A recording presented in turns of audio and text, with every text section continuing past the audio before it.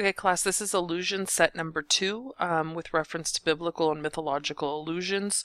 Most of this set of allusions is centered around locations.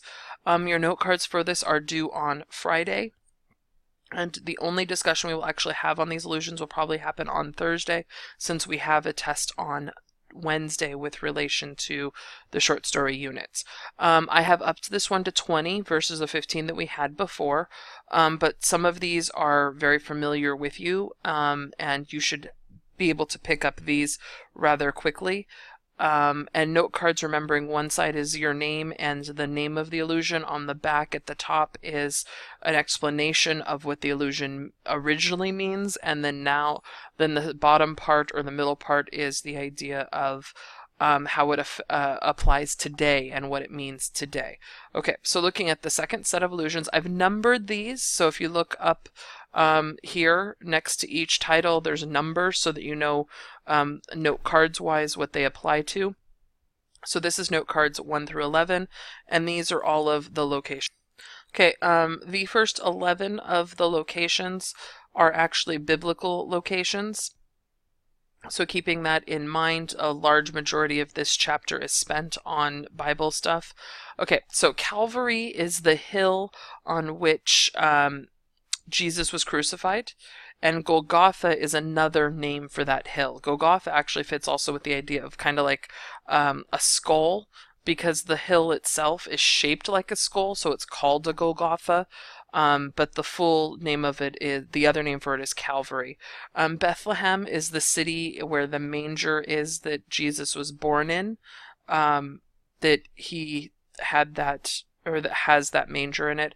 The next one, we have Sodom and Gomorrah, are two evil cities that were so full of sin that even if where the people were not even considering repenting for their sins or stopping their evil ways.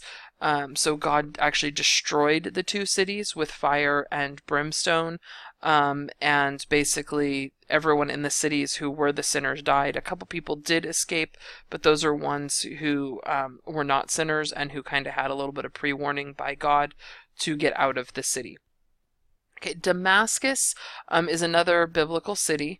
But you need to look up the city aspect of it, and I want to explain the other side. Damascus is also known for this idea of this like major change in someone's life, or this epiphanal moment in someone's life, where it starts to change directions. But that city is important in the Bible because it changes someone's life, so looking that up is important. Nazareth is the city where Joseph, Mary, and Jesus are from. So when you hear the term Jesus of Nazareth, it shows that he actually comes from the city of Nazareth. Even though he was born in Bethlehem, he is actually raised in Nazareth. Promised Land is the area in Egypt, of part of the Euphrates River, that was promised to the Israelites by God. So that land being promised is important, and extending into Egypt and the Middle East and looking that up. And knowing that area and that location is important. Hell should be an obvious one. That is where Satan rules over the souls of the dead that are evil. It also plays a mythical role as well, with Hades being kind of like that Satan aspect, but definitely knowing that that's where the evil go. The river Styx is a mythological allusion. Okay, the river Styx is in Greek mythology. It's the river that the dead have to cross to get into hell. It's also known as being part of the underworld, but in Greek and Roman mythology, when the person passes away and they do the funeral cremation, they put the coins on the eyes. Those coins over the eyes are actually meant to pay passage for the soul across the river.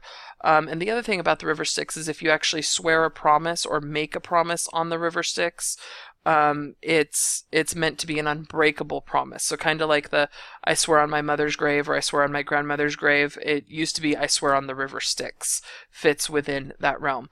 Now the next two are examples of utopian cities that fit into this idea of kind of like a mythology, but not necessarily Greek mythology. Atlantis is known for being city out in the middle of the Atlantic Ocean that was perfect and very utopian, and suffered an earthquake. And as part of the earthquake, the city actually went down into the ocean, and some people actually believe that people still live down there today. Some people actually believe that that's where like mermaids and Poseidon and stuff come from, aspects like that. But knowing that idea of that perfect utopian beautiful land is important. The next one is Camelot. Camelot is actually a location in England. You will never find it on a map because it's not a real location, but it's from the King Arthur tales. And times like that, and Robin Hood fits into this. King Arthur is not a real king in English history or British history, but rather more of an amalgamation of several different good, benevolent kings in British history around the 13, 14, and 1500s.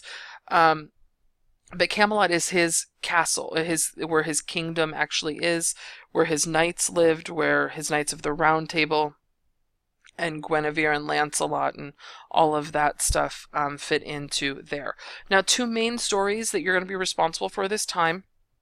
One is Pandora's Box, which is a Greek mythology story, with the idea of Pandora was given a gift of this box, and this box actually contains all of the evils of the world.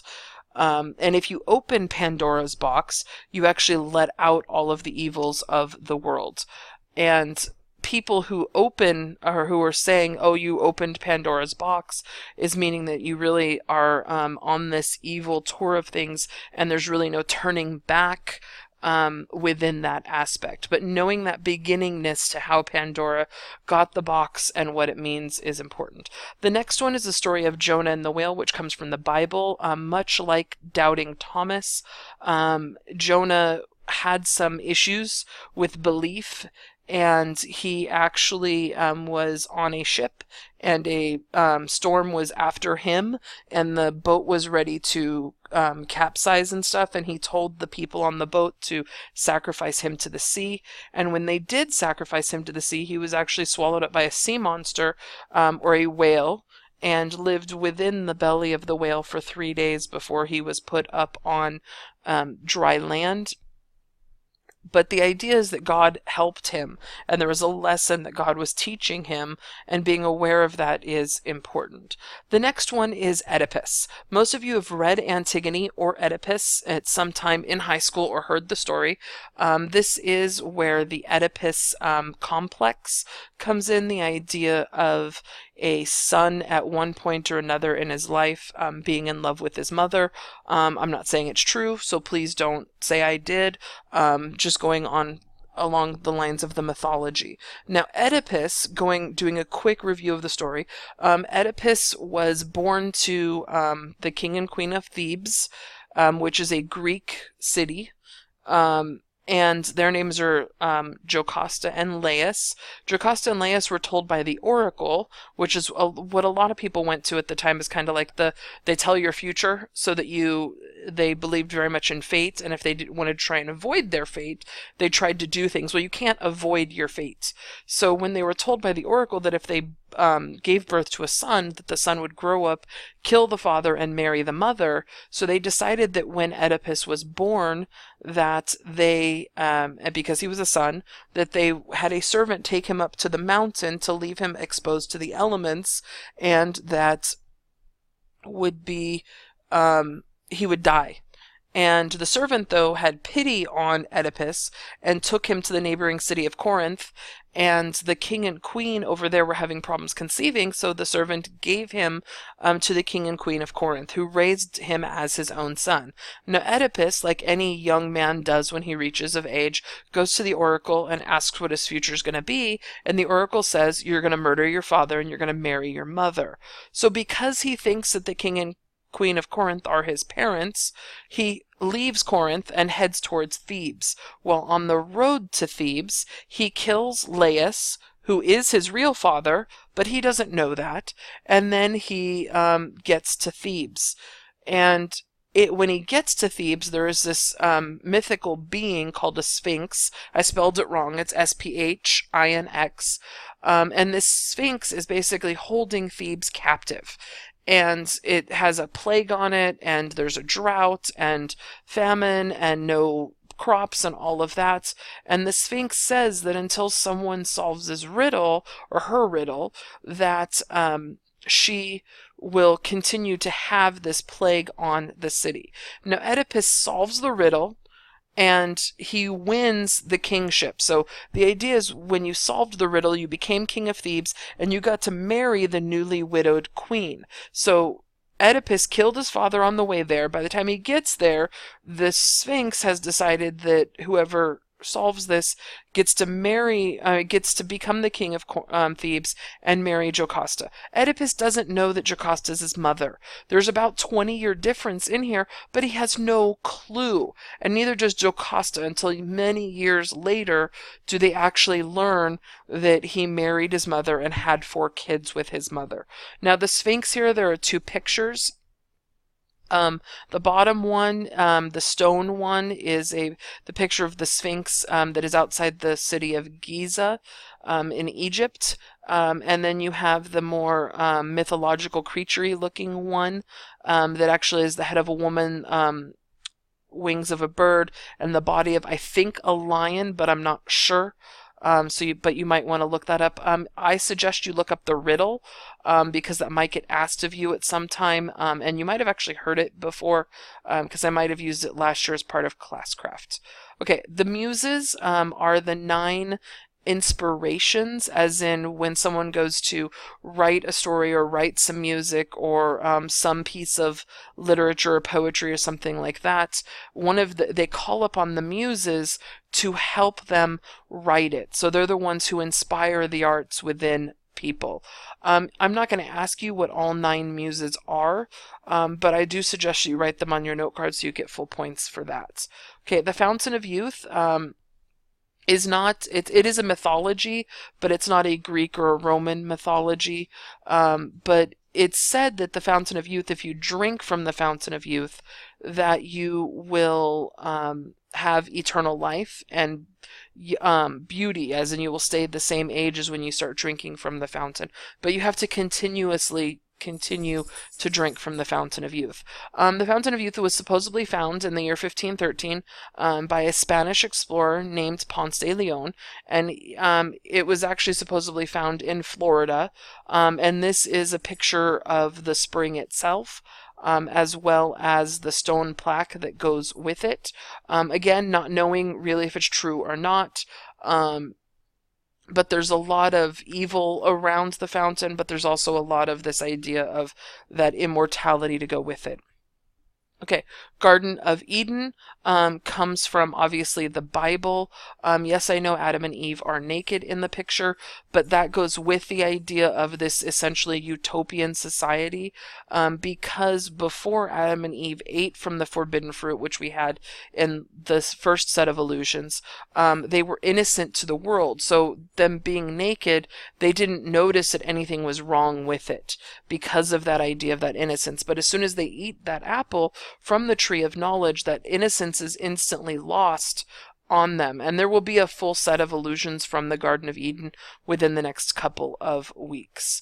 And the last one we have is this idea of the Holy Grail. The Holy Grail literally is the cup that Jesus drank from as part of the beginning of the blood of Christ, the body of Christ, in the communion that he started with the Last Supper, which we had in the last set of illusions as well. But the Holy Grail literally is that cup. But essentially the Holy Grail is this search for something that's unobtainable. We see this in movies with Indiana Jones. We see it in Monty Python in the search for the Holy Grail. No one's really ever found the Holy Grail, but it's that idea that you're searching for something you can't necessarily find. Okay, so this week you have the note cards, you have the test on, or the quiz on Friday, and note cards are due on Friday. We will discuss illusions more in detail on Thursday because of the test we have on Wednesday. Have a great week, and I will see you tomorrow.